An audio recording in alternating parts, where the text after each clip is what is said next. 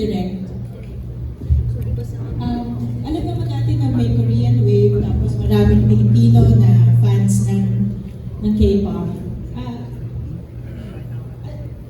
Ito ba yung dahilan kung bakit niyo po naisip gawin yung movie?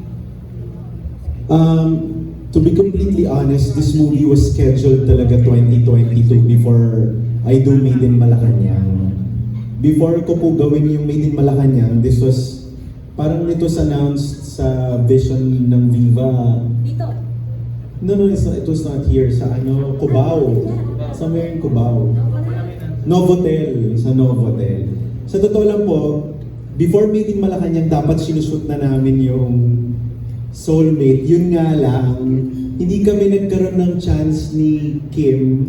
With Gerald, the communication is, it's a little different with Gerald because, I don't know, of course, there's still a man in me, and si Gerald naman, lalaki. So when we chat, it was very casual. Je, kamusta kayo ni Kim? Something like that. But I can't remember what happened during the election. Medyo nagka-gap kami ni Kim no? Parang medyo, because she was supporting the color of your table, I was supporting the color of the carpet.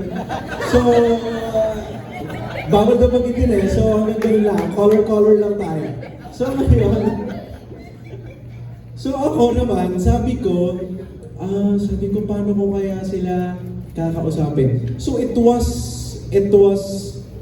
a Del Rosario issue. It was an issue for the bosses way back 2022 kung paano kami mag-work together nang hindi kami nag-uusap pa.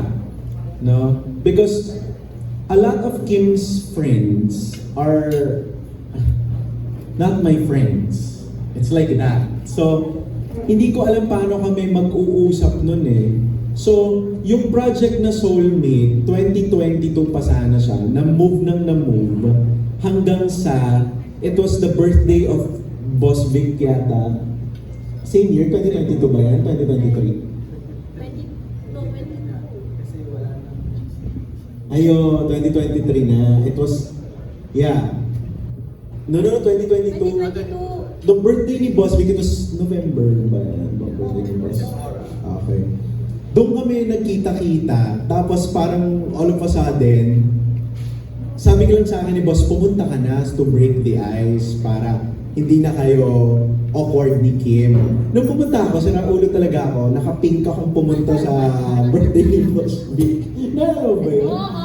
Sa Greyhound, doon kami nagkita for the first time after the elections. Parang 2021 yun nakat yung relationship namin. Nanood kami ng Spider-Man. Nanood kami ng pelikula We're really tropa. Nanood kami ng Spider-Man sa podium. After nun, nagpahapyaw lang ako. Sinabi ko lang sa kanila, Kim, Je, parang hindi nyo magugustuhan yung susunod kong mga gagawin. Tapos sila, bakit? Ganyan, ang saya-saya pa nila. Tapos, cut to, nandoon na kami sa campaign period, hindi na kami nagkaroon ng chance na makapag-usap. So, hinintay talaga ng Viva na ma-break yung ice. It just so happened na 2024 na kami naging okay with the schedules and all. Pero I never recalled na meron akong sama ng loob. Kay Kim, wala akong gano'n, ewan ko lang sa kanya. Pero ako, wala akong anything. So, the project was meant to be done 2022. But up until now naman, meron pa ding K-wave Meron pa rin namang sobrang hilig sa K-drama, sa ganyan. So, I really think it's time to show the Filipino viewers kung ano yung nagugustuhan nila sa K-drama with, a touch of Filipino artistry. So, ang ginawa namin dito, binaboy talaga namin lahat ng K-drama moments. Sa Tyre ba to? Yeah, kinda. It's a little mix of everything. But it's more of showing yung length and yung dexterity ng pagganap ng Kim J. Kagaya na sinabi ni Kim, iba-iba naman yung galaw nila dito. Even with with Ate Kens, with Miss Isay and Ate Marnie, lahat naman nag-contribute sila dun sa pagka-K nung pelikula, nung pagka-K-drama o K-pop nung pelikula. So I guess it was meant to happen this 2024 and it's all about destiny. Yun ang tingin ko. I'll just beg the indulgence na kasi mag-ask pa ako yung so when you reunited on the set, everything was ironed out na. Doon naman sa couple. Parang hindi masyado, no? Sa totoo lang, alam ng prod yun, nung nagkita kami for look test, before kami magkita, nagchat-chat na kami. Kasi ang huling chat namin was about Lenny and Bongbong eh. So, ay sorry. so ang huli naming chat was about politics. And Kim was saying, parang, no, Kim was asking me, they really have to do this, they really have to say this. You know, I have friends, friend kita, I can... She's really a friend, no? Maiiyakan ba tayo? Basta ako, kaibigan ko talaga sila. So, yun yung huli naming chat. Daryl, nasaktan mo yung kaibigan ko. Daryl, kailangan ko ba talagang gawin to? So, tinitignan ko yung, paano ko mag-hello? Kasi hindi ako nagre-reply sa ganun niya eh. Please. Ganon. So ako alam, hello, magsishoot na tayo. So hindi ko alam paano. So anong nangyari, nag-chat lang ako kay Je. Sabi ko, okay ba kayo? Can I call? Ganyan. So usap, nung nagkita na kami sa look test, we just hugged each other. Di ba kami nag-usap? Ay, ba't kami iiyak? Di ba kami nag-usap? Nag-usap na lang kami, parang konting Korea, pero nakapag-usap talaga kami nung nasa Pilipinas na. Kasi Ma'am, it was very different. It was very different for me, but it's very hard for them. Me, I don't mind being, bashed. If people hate me, I really don't give, So sila ganun eh, because they are really good people. So they get affected most of the time. So ako, hindi talaga. So hindi ko alam kung paano ko sila kakausapin. Hanggang ang dami namin ng pag-usapan na issue. Sa totoo lang dahil sa pag-uusap namin, si Ate Ken, si Ate Isay, naging wardrobe na. Sila na yung nagpapalit ng mga artista. Kasi ang taga namin nag-iyakan kami doon sa shoot. In-explain ko sa kanya why I campaign for these people, why she has to campaign with these people. It was very heartwarming because you get to understand your friend. Sa akin, hindi mahirap. But dun sa kwento ni Kim, kita ko talaga yung hirap niya no? Having to be a Daryl Yap's friend in the midst of, showbiz people who are actually very known to be the color of our table. So, ang sabi ko, okay, sige, pakinggan muna kita. Hanggang sa inopen up ni Kim yung hirap. So I guess she's the rightful one to, to tell the story. But for me, I don't remember myself feeling anything bad for them. Specifically because I know na mas sila yung makaka-receive ng hindi magaganda. Kasi, kilala ko yung mga nakasamahan ko ng loob sa showbiz. Friends nila eh. So I'm sure, sinasabi, Kim, Je, ba't naman ganyan si Daryl? So, sila yon. So, eto Kim. Ito na. Actually, totoo lang po, ito po, kinakaba ko. Kasi alam ko kailangan ko siyang harapin. Paano ba? Ano ba, Mama? Okay, so it was, okay, medyo kinakalma ko lang yung sarili ko because it was very hard during that time because, sorry, wait lang. Kinakabahan ako talaga. I'm strong. Hello, meron nga ako inaway sa page ko kasi bastos dun sa page ko kahapon. Anyway, it was very hard, but ayun, kung yung question if, kung, ano po yun? Everything was ironed out when you met. First time. Yeah. Tama tama yung sinabi ni Dae, nung look test namin, parang hindi namin alam kung wala ano bang mangyayari. Lahat parang, ano bang, ready na ba? May mag-uusap ba about it? Kasi sa totoo lang po, wala sa amin eh. I mean, parang hindi sa wala. I mean, it was a very hard time for me. NJ. Oo. So, gusto namin kasi makapag-work ng maayos. Alam namin kung paano kami magtrabaho. Lalo na kaming tatlo. Kaming apat. Kasi lahat ng movies ka namin kasama namin din si Ate Candy. Oh my gosh. So, kaming apat. Lalo kaming paano natin ito gagawin. Talagang pag nagtatrabaho po kaming apat sa isang pelikula, gagawan kami.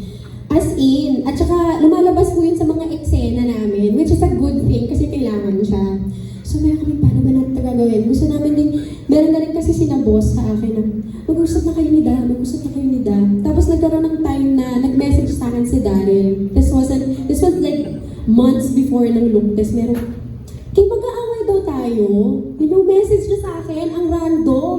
So, ko, ha? Sino sabi? Ayun, pinagbabati kami ng mga boss, ng mga artista. Hindi naman kami nag-aaway. Although he knows na hindi ako pabor dun sa mga pinagagagawa niya po mga bagay-bagay. And I was very honest and open with that about it. And ang dami kong questions sa kanya. But then again, I am the kind of friend wherein tinanggap kita eh. Kaibigan kita. I will be right by your side. Kaya kitang ipagtanggol. But this time around, I will not talk to you muna.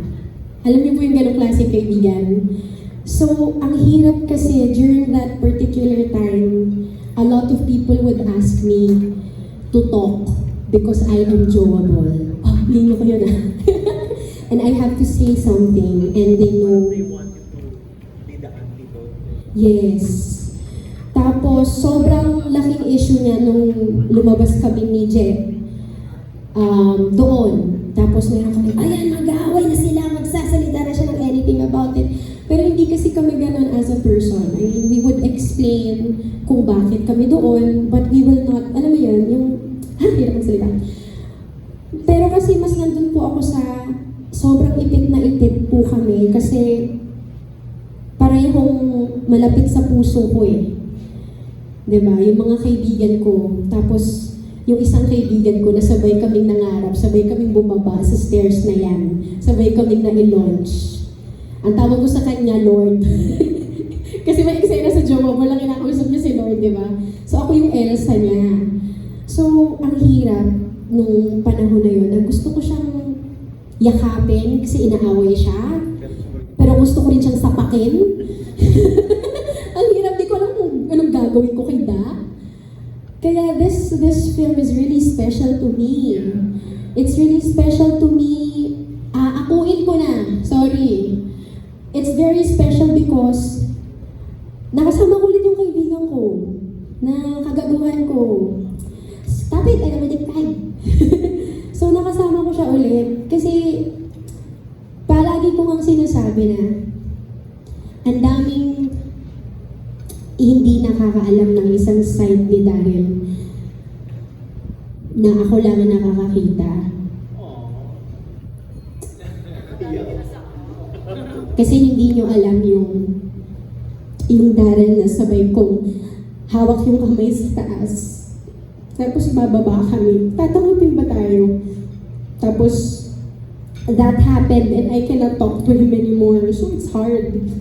Wherein the people that I would want to hug also because I believe we have the same beliefs.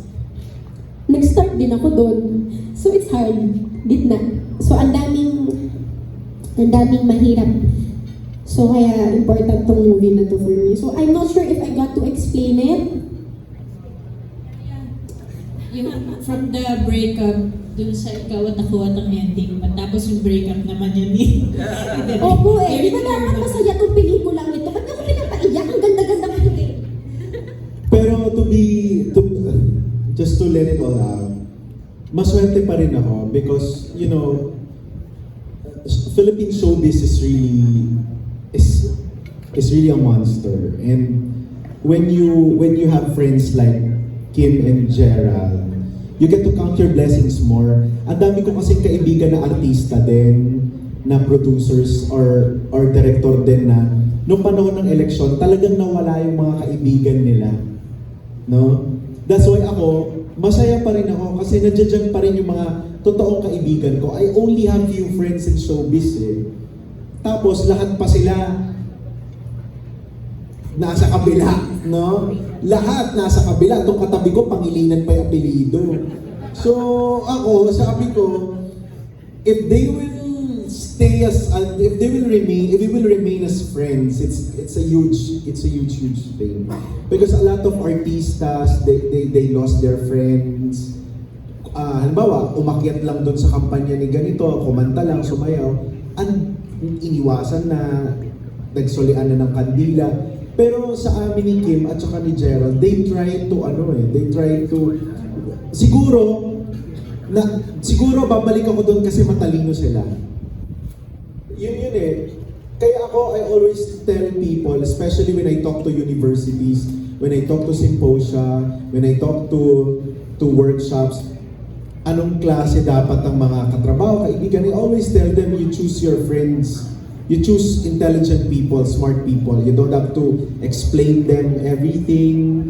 So, napakaswerte ko matatalino yung mga kaibigan ko. Kaya, masaya rin ako sa Soulmate because we get to reunite. I get to work with Miss Isay, with Ate Marnie, with this, of course, Jovelyn kay Stanley naman sa Mate. So, even with Kid, my second movie, it all fell into place because I guess it's the right time to do it. And we are just so happy. Right after Joable, Ang Babaeng Walang Pakiramdam, Soulmate is really, it's a God's gift dahil kung mapapansin nyo, wala pa si Gerald na matinong pelikula sa akin eh.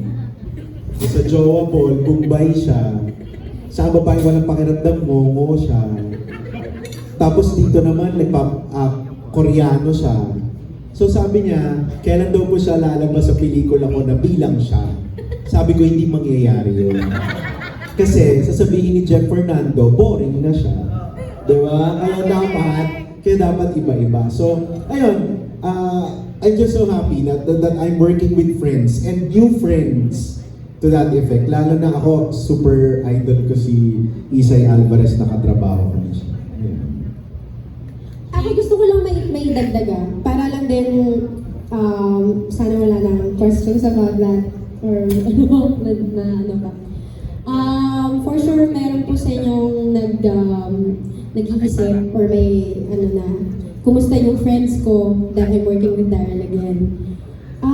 Okay sila. They're actually excited for the film. They know about this film. Sinashare nila, heart nila. They're proud of it. Yeah.